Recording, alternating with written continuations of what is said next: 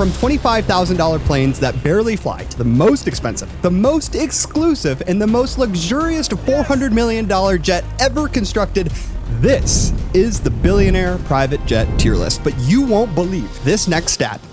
Today I learned 1% of people cause 50% of aviation emissions. And by the end of the video, I will show you the one person who has polluted the earth with their jet more than every other single billionaire combined. It's not who you think it is.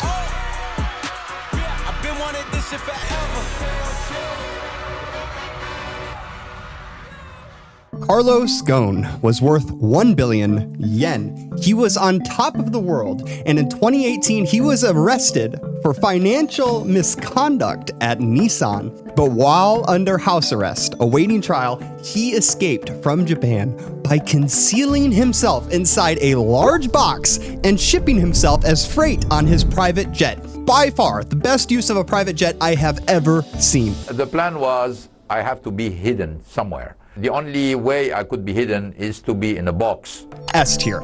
But this crime is absolutely nothing compared to the one coming up next. Jeffrey Epstein, you know the guy, dead, worth billions. He owned the Lolita Express, a Boeing 727. It seated nearly 200 people and logged hundreds of flight hours per year. He didn't just own one jet. He owned a Gulfstream 4, a Gulfstream GVSP, and a helicopter, all to commit some of the worst crimes humanly imaginable. Asshole F tier. This next billionaire is almost the exact opposite of Jeffrey Epstein.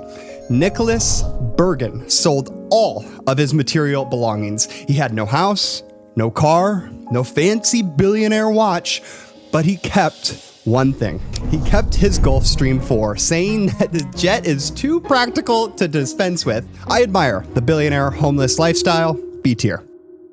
John Walton. John did the smartest thing you possibly could in America today.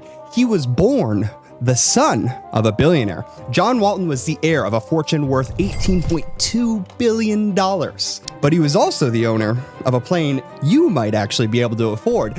An Ultra Lights Hawk Arrow. It's a literal kit plane. You build it at home. You can build one right now for around $25,000. I wouldn't recommend it though. John took off from Jackson Hole Airport in his custom-made experimental aircraft. That's definitely what you want, taking you up to 30,000 feet. The word experimental to be in your plane. But John's billionaire brain couldn't save him from himself. He improperly installed a piece of his aircraft, resulting in a loss of pitch control and finally being unable to control the altitude of his plane. He fell out of the sky like a bird with no wings. John died the fourth richest person in the United States in his own plane. A tier plane. C tier execution. This next plane can actually stay in the air, and it's only 10 times more expensive than John's. The not crazy version of Elon Musk. You know the guy.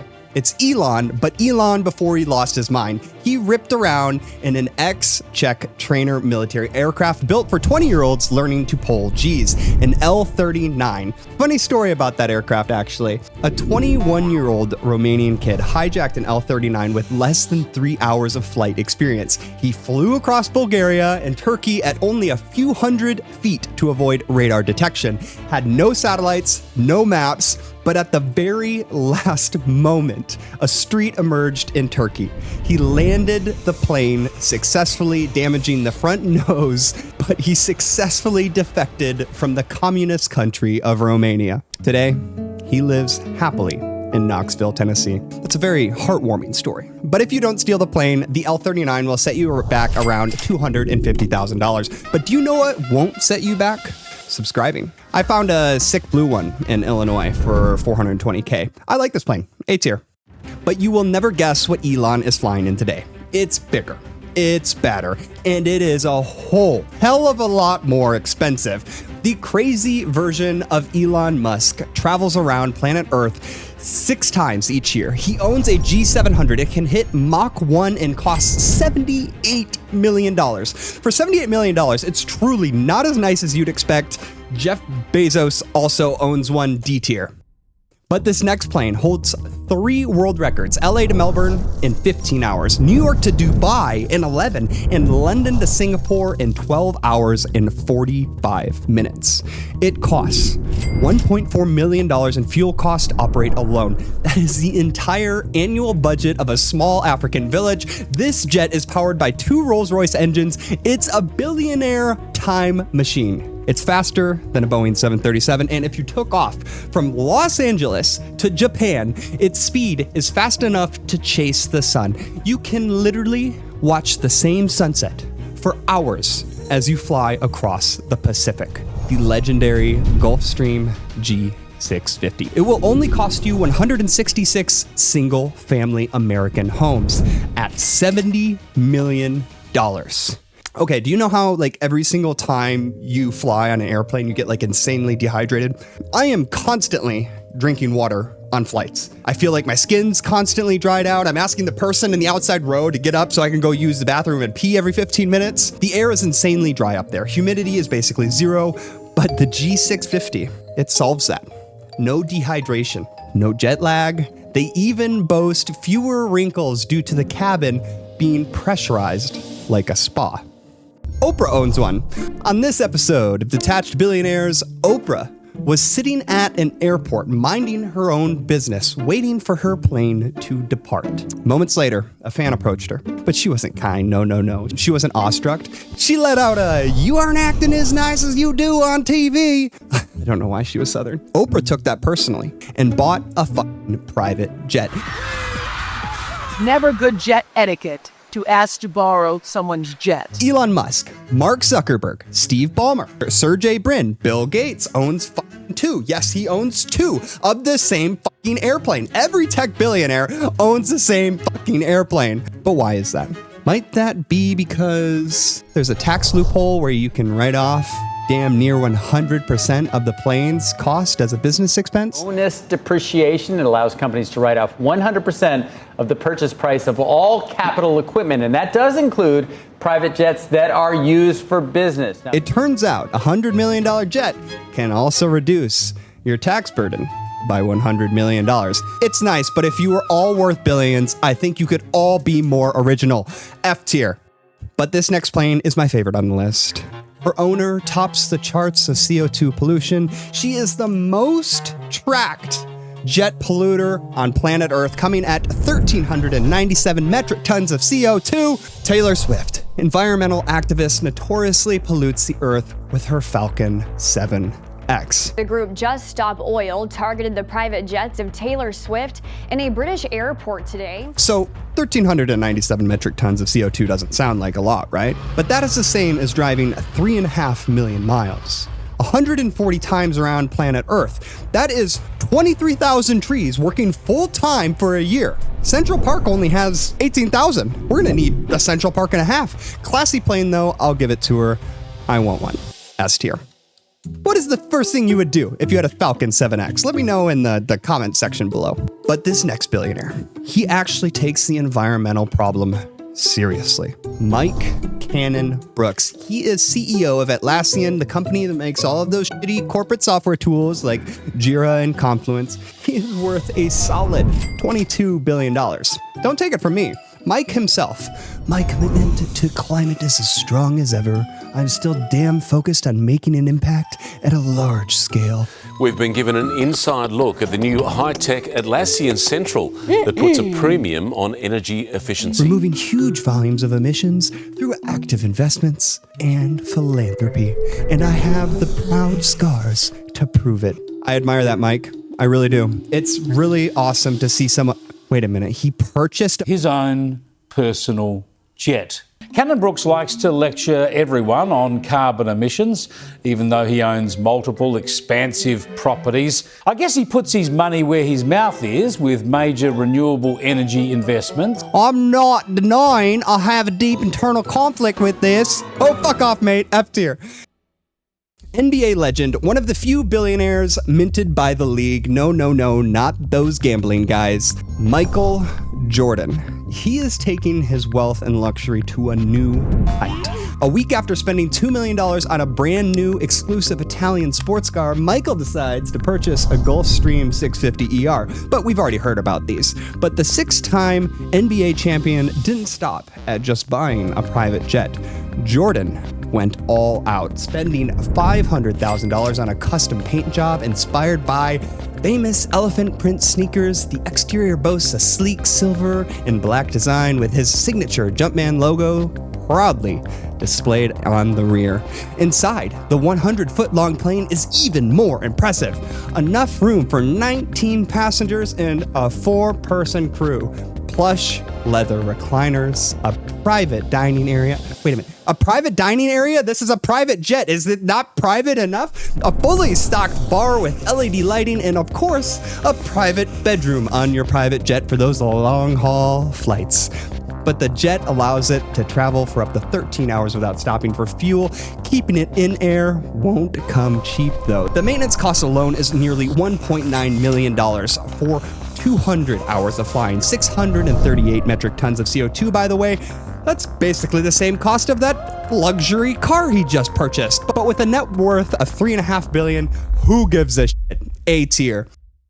I mean, oh God, private jets are just the most absurd form of luxury that have ever existed, right? I mean, I unequivocally would own one myself, and so would you. Don't lie to yourself, but don't worry, it gets worse. From a former private jet pilot, you have no clue how insanely good these people have it. You show up at the airport whenever you want. An hour early, 2 hours late, a day late, doesn't matter. Why? Because fuck those pilots, it's your plane. That's why. You drive your car so close to the plane that you could crash into the wing if you're not careful. You leisurely step out, throw the keys to some guy, who cares who it is, and step on board, while peons load your bags onto the back. Inside, you have about $1,000 worth of catered bullshit.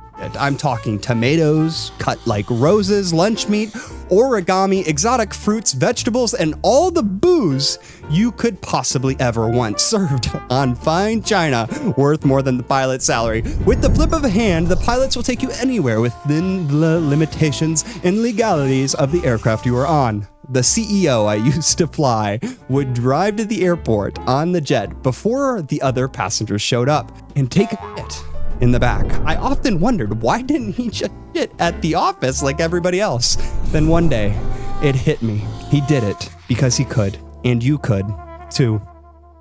But these next two are even more insufferable, trust me. Kylie Jenner and Travis Scott. Kylie took it upon herself to post on Instagram, want to take mine or want to take yours? Did you mean to post that on Instagram? Okay. Kylie Air isn't just a private jet, no, it's a flying status symbol. Kylie bought it in 2020 and naturally customized every inch to match her brand. The exterior, a glossy, tacky white body with subtle pink accents, tail number N810KJ, her initials and her birth date stamped on the side like a signature. C tier. Travis Scott's private jet is the aviation equivalent of Astroworld. Loud, annoying, and unapologetically bad. Yeah, nigga! Who allowed rich people to have such poor taste? F tier. But do you know who is worse than Travis Scott's music? This next billionaire. If you think Taylor Swift polluting the earth was bad, this next billionaire, he does 23 times that. At the very top of the list, Donald Trump and Trump Force One. Don't get this confused. This is not Air Force One. This is Trump's personal organization's Boeing 757. Air Force One can carry up to 70 guests at any point, and 2 galleys can feed up to 100 people. It also has tech communications equipment that allows it to operate as a command center and a nuclear bunker. It is literally a flying fortress. Trump Force One, not so much. Air Force One can fly higher than any other aircraft and can even fly quicker than an F-35. It's a Boeing 747-200B. There's actually 2 of them. Custom made by Boeing and custom retrofitted by the US military. It costs $216,000 per hour to operate. 6 stories high, 76 meters long. But Trump's plane can only accommodate 43 passengers, even though Trump has claimed it's bigger than Air Force One and Air Force One is a step down in every single way. Did you really think Trump would be telling the truth here? He's obsessed with crowd sizes. There's no wonder he's also obsessed with plane sizes. Air Force One is much larger than Trump's plane. It's 4,000 square feet on the inside, spread across 3 different decks. It is twice the size of an average single-family home in the United States. But of course, the former president won't exactly be grounded. The Trump Organization also owns a Cessna Citation X, a 9-seat jet that can travel at 705 miles per hour. He also owns 3 S-76 helicopters in New York, Florida, and Scotland for the members of his club. But these are toys compared to his next plane. Donald Trump was gifted a $400 million Boeing 747 from Qatar, nicknamed the Flying Palace. The Qatari jet boasts bedroom suites with marble-clad en-suite bathrooms, 4 lounges, a private office, and a grand staircase to the upper deck. That definitely wasn't a bribe. Trump hasn't just owned a plane. He owned an entire airline, Trump Shuttle. It went bankrupt. Trump got into small business by first starting with the big business. Oh, and he tops the charts at number 1 with 32,344 metric tons of CO2. That is from a single plane. It does not include Air Force One or any of the other fleet of aircrafts he uses. That Saudi jet is tacky, and every one of Trump's gold and ugly planes F tier. Quick shout out and thank you to my channel member, John W. Join the other channel members by hitting that subscribe button down below. Outside of that, I will... Wait. If you're interested in watching something else, click the video on screen now to watch Billionaires Who Hate Each Other. See you in the next one.